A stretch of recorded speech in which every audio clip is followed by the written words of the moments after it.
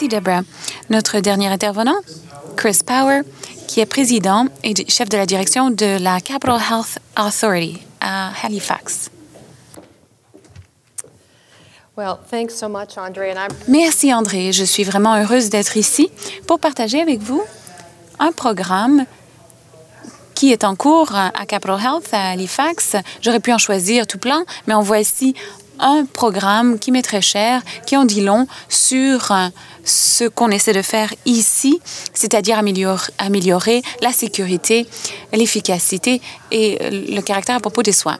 Alors, nous avons ce qu'on appelle PATH, harmonisation palliative et thérapeutique.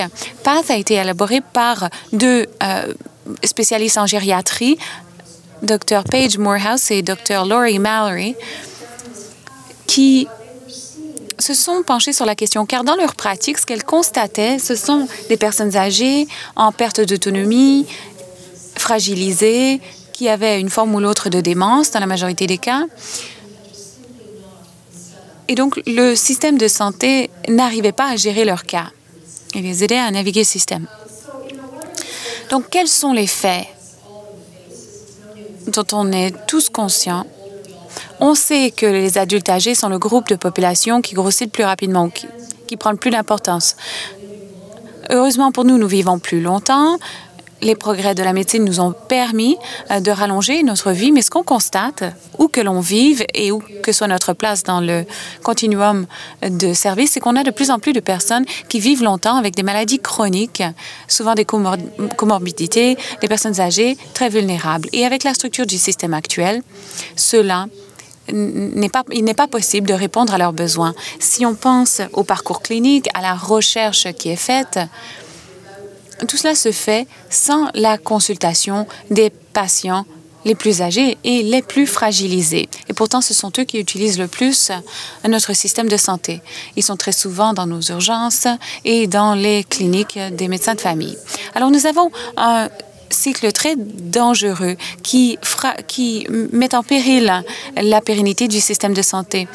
C'est vraiment un cycle. On a les patients fragilisés qui entrent dans nos établissements, on ne les gère pas bien.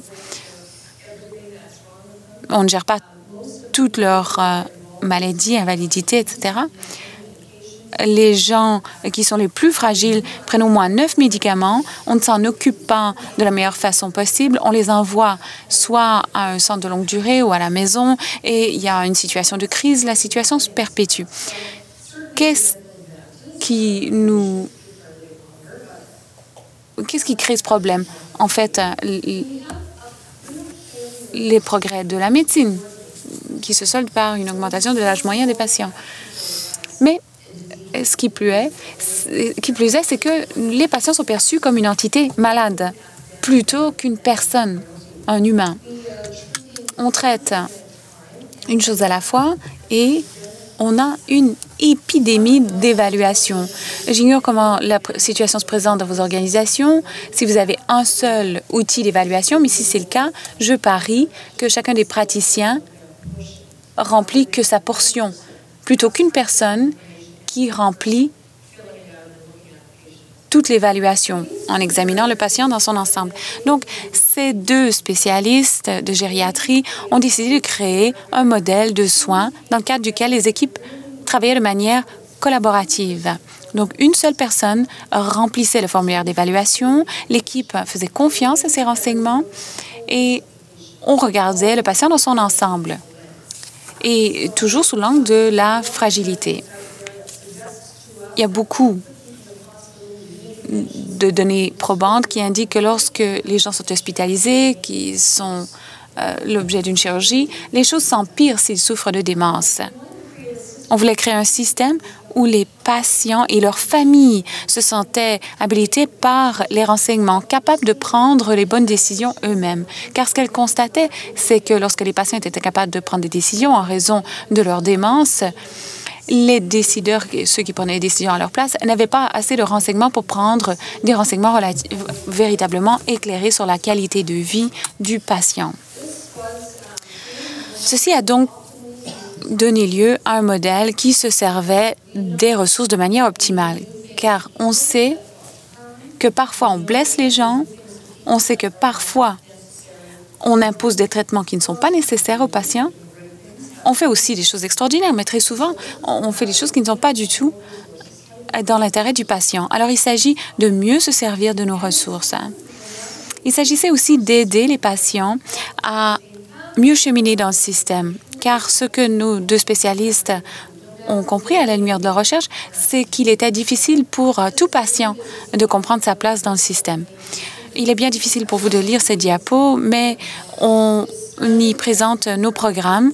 Alors, vous avez nos deux spécialistes qui d'abord rencontraient les patients dans leur clinique, rencontraient les familles et commençaient à penser à ce nouveau système. Depuis, on a élargi nos tentacules et on a ce programme pour la chirurgie, entre autres cardiaque. Donc, les chirurgiens cardiaques reconnaissaient qu'ils devaient changer leur méthode car les unités de soins actifs en chirurgie cardiaque étaient engorgées, entre autres parce qu'il y avait des chirurgies inutiles qui étaient faites. On a aussi un programme pour les patients en dialyse qui ont des problèmes rénaux, qui sont maintenant mieux renseignés à savoir si c'est effectivement le meilleur choix pour eux. Nous avons d'excellentes données qui nous indiquent qu'il faut changer le cheminement de ces patients. Et ensuite, des programmes pour les soins continus de longue durée. Il y a tout un programme éducatif qui accompagne PATH. Il s'agit d'un programme éducatif sur 2 ou 3 jours pour les équipes interprofessionnelles qui apprennent comment parler avec les patients, comment leur offrir de bons renseignements. Et d'ailleurs, un grand nombre de sites ontariens ont invité nos professionnels à parler de cette méthode, comme c'est le cas en Nouvelle-Écosse aussi. Il y a des manuels d'information pour les fournisseurs comme pour les patients. Et d'ailleurs, je vous invite à consulter les sites web, c'est-à-dire www.pathclinic.ca, où vous trouverez une foule de renseignements sur les programmes et les ressources.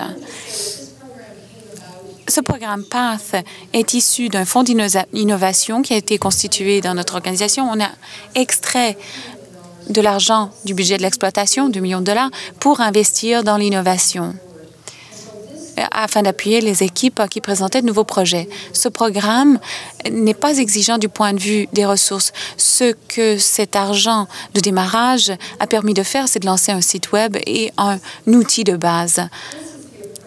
Voici l'approche. En gros, 3 visites pour le patient et pour les familles. D'abord, comprendre quelle est la situation du patient, avoir une idée générale de sa situation. Deuxième visite avec le spécialiste en gériatrie qui parle de la situation du patient atteint de démence, fragilisé et quels seront les impacts des décisions que l'on prendra pour lui et pour sa famille. Très souvent, les patients et les familles sont frustrés à ce stade car personne ne leur a parlé, ils ne comprennent pas l'impact de leurs décisions et il faut comprendre que cette décision est fatale. Enfin, il s'agit d'habiliter les patients et leurs familles, leur permettre d'acquérir les compétences nécessaires pour prendre de bonnes décisions pour le patient en question. Très rapidement, certains des résultats. J'ai eu bien des patients depuis que le programme a été créé. Nous avons fait une étude sur les 150 premiers patients et comme vous voyez, 71 patients ont été vus au moment où ils l'espéraient et 77 interventions prévues ont été faites au moment de la consultation PATH. 75% des interventions ont été annulées à ce stade. 10% avaient besoin d'hospitalisation, mais ont été soignés à domicile. Ils ont vécu dans la dignité et nous avons un niveau de satisfaction très élevé des patients comme de leurs familles. C'est toujours encourageant de recevoir leurs lettres et de voir ce qu'ils pensent de notre programme. Plus de 22 personnes ont décidé de ne plus faire de dialyse depuis que nous avons commencé le programme il y a 9 mois, mais pensez à ce que cela pourra donner dans l'avenir lorsque le programme sera élargi. Donc, nous estimons que c'est un projet qui nous permettra de transformer la prestation des soins, d'améliorer les soins en réduisant l'utilisation des ressources. Il s'agit de changer les ressources et les soins que nous vous offrons maintenant sans en ajouter. Il s'agit aussi d'éduquer et de réformer nos professionnels.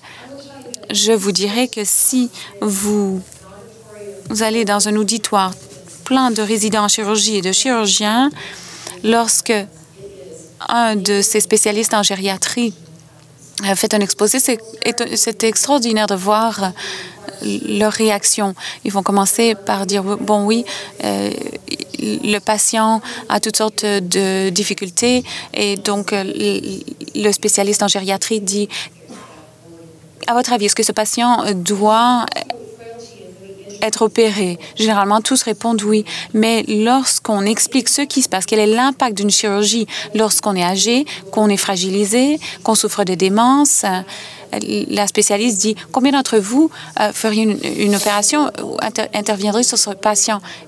Et il y en a toujours un ou deux qui dira « J'interviendrai de toute façon », mais la grande majorité disent « Non, je n'opérerai pas ce patient ». Et la semaine dernière, 3 nouveaux patients qui étaient à l'hôpital, prêts à passer à la chirurgie, qui avaient jeûné, qui étaient en zone préopératoire, et on rencontre un spécialiste en gériatrie où l'anesthésiste même les a rencontrés et ils se sont rappelés de ce qu'avait dit le spécialiste en gériatrie. Et ils ont rencontré les patients et les familles et ces patients ont quitté l'hôpital sans la chirurgie car ils ont pris une décision différente fondée sur les renseignements qu'on leur avait donnés. Donc, en ce qui me concerne, cela permet vraiment de changer le système. Je suis vraiment très, très fière de mon équipe, comme vous le voyez sans doute. Et à mon avis, ça peut être répété dans l'ensemble du système où qu'on ait des personnes âgées qui souffrent de démence ou d'une maladie grave. Alors, je m'interromps ici et je vous invite à consulter notre site Web pour obtenir davantage de renseignements. Merci.